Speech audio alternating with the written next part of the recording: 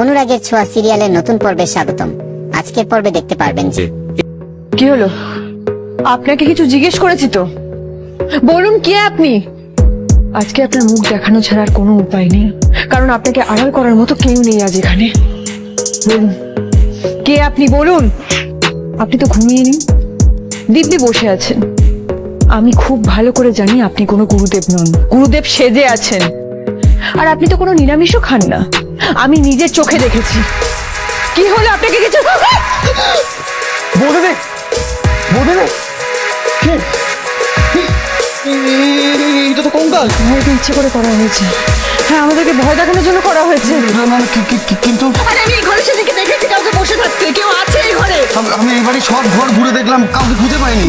এটা হতে পারে না, কেউ আছে, আর আমি তার ব্যবস্থা করব।